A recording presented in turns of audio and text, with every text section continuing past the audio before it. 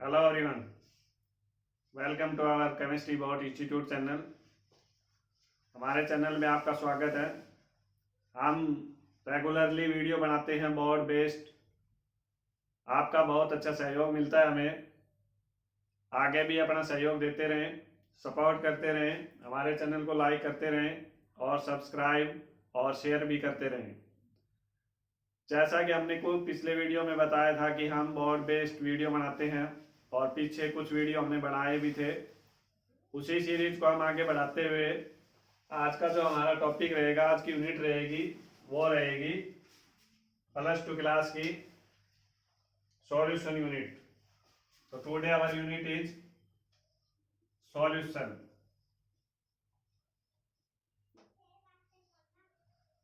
तो dear students, solution unit है हमारी क्लास 12 केमिस्ट्री की।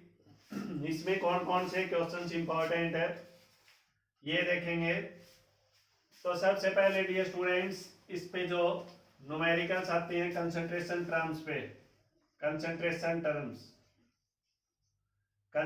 टर्म्स कौन कौन सी है? Mole fraction, concentration terms molarity, normality, mass percentage. ऐसे ही जो एक न्यूमेरिकल्स आता है कि 9.8 gram of H2SO4 dissolved in 250 cube centimeter solution, calculate its molarity and normality। तो ये दोस्तों ये न्यूमेरिकल्स आता है, इसको कर लेना आराम से। W2 9.8 हो जाएगा, मास इसका जो H2SO4 है 98 ग्राम हो जाएगा और into 1000/250।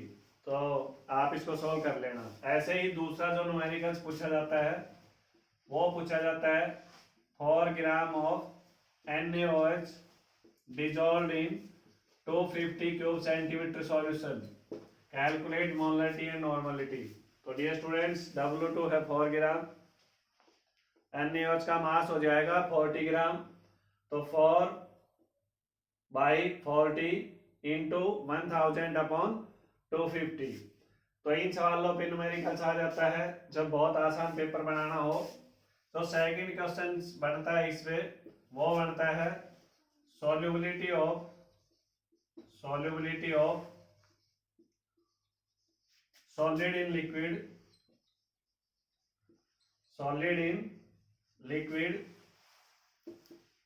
Solubility of solid in liquid में टेम्परेचर का इफेक्ट बताना होता है dear students, effect of temperature. तो मोस्ट इंपॉर्टेंट क्वेश्चन बनता है ये भी। तो यहाँ से फॉर एक्सोथर्मिक रिएक्शन और एंडोथर्मिक रिएक्शन दोनों के लिए टेम्परेचर का इफेक्ट बताएंगे डियर स्टूडेंट्स। तो इस क्वेश्चन को आप ध्यान देंगे। थर्ड जो क्वेश्चन बनता है वो बनता है हेनरीज लॉ। थर्ड कौन सा है? Henry's law. या तो इसकी स्टेटमेंट पूछी जाएगी हेनरी लॉ की, स्टेट हेनरी लॉ, या फिर इस पे क्वेश्चन आता है कि जो KH होता है हेनरी कांस्टेंट, उसकी जो वैल्यू होती है वो किस पे डिपेंड करती है, तो ये क्वेश्चन मोस्ट इंपॉर्टेंट बनता है और 1 मार्क का क्वेश्चन बनता है स्टूडेंट। तो इसको ध्यान दे रखना। ये nature of solute, nature of solvent and temperature. तो इसमें मेन किस पे आएगा?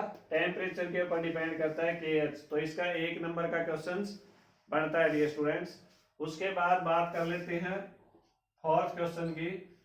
तो फोर्थ क्वेश्चन में एक एजियोट्रॉप्स पूछा जाता है। एजियोट्रॉप्स जिसका कांस्टेंट बॉइलिंग मिक्सर होता है उसको एजियोट्रॉप्स बोलते हैं। तो 1 नंबर में ये पूछा जाता है। उसके बाद जो एक क्वेश्चन पूछा जाता है मोस्ट इंपॉर्टेंट है, what is colligative property. What is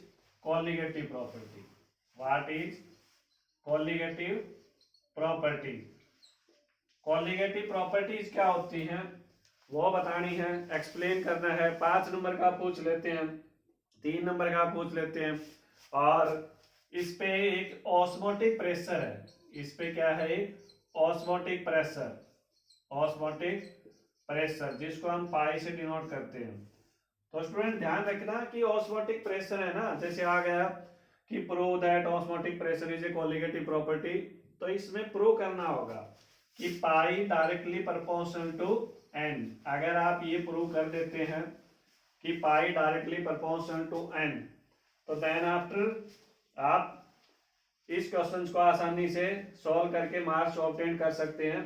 तो pi V is equal to क्या होता है, pi V is equal to n R T, ये इसका डेरिवेशन होता है, pi V is equal to n R T. तो इस डेरिवेशन में हम इस इक्वेशंस में पाई डायरेक्टली प्रोपोर्शनल टू क्या हो गया, एन हो गया। तो यहाँ से आप प्रूव कर सकते हो कि पाई डायरेक्टली प्रोपोर्शनल टू एन होता है। इस पे एक न्यूमेरिकल भी आता है कि 1.80 ग्राम ऑफ ग्लूकोज या 3.42 ग्राम ऑफ सुक्रोज। तो ये जो न्यूमेरिकल्स है दोनों, इन पे भी आप कंसंट्रेट करेंगे। ये भी कोलिगेटिव प्रॉपर्टी में एलिवेशन इन बॉइलिंग पॉइंट और डिप्रेशन इन फ्रीजिंग पॉइंट के ऊपर न्यूमेरिकल्स है, तो इनको आप ध्यान रखेंगे। उसके बाद एक नंबर की डेफिनेशन पूछी जाती है स्टूडेंट्स कि के बी और के एफ, या तो इनकी यूनिट पूछ लेते हैं या इनको डिफाइन करना पूछ लेते हैं कि व्हाट इज के बी या व्हाट इज के एफ। तो के बी क्या होता है, मोलर एलिवेशन कांस्टेंट और इब्लियोस्कोपिक कांस्टेंट, और के एफ क्या होता है, मोलर फ्रीजिंग कांस्टेंट या क्रियोस्कोपिक कांस्टेंट। मोल पर केजी केल्विन इसकी यूनिट होती है। तो इसका ध्यान देना स्टूडेंट्स, ये पूछा जाता है पेपर में, तो आप इसको अच्छे से कर लेना। उसके बाद जो क्वेश्चन सीबीएसई बोर्ड के लिए बनता है वो बनता है what is one top factor, one top factor, one top factor. तो ये क्वेश्चन बढ़ता है सीबीएसई के लिए। और इसका दिया जाएगा आपको कि less than one, greater than one और इक्वल देन वन, ये है। तो इसमें एक डिग्री ऑफ डिसोसिएशन होता है और degree of association, degree of dissociation और डिग्री ऑफ एसोसिएशन होता है। ठीक है स्टूडेंट्स, तो इन क्वेश्चंस पे आप फोकस करेंगे। यही क्वेश्चन बार बार रिपीट होते हैं हमारे एग्जाम में। तो ऐसा नहीं कि कोई स्टूडेंट्स है पूरी साल नहीं पढ़ा तो अब मार्क्स नहीं आ सकते। अब भी आपके पास 2 महीने हैं और 2 महीनों में आप अच्छी स्कोरिंग कर सकते हो। अप्रोक्सीमेटली 1.5 महीना तो है ही है। तो इस चैनल पे जो दिखाए गए क्वेश्चन है उनको थोड़ा ज़्यादा पढ़ लीजिए, नोट्स बनाइए, लिख के देखिए। ठीक है डियर स्टूडेंट्स, थैंक यू।